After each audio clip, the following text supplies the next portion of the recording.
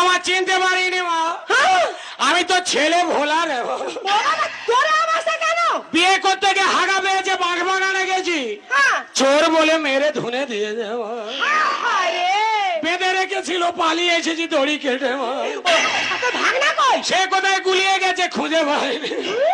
হ্যাঁ মা, মেরে হয় না, চুনের বস্তায় মুন্ডু ঢুকিয়ে দিয়ে দেব।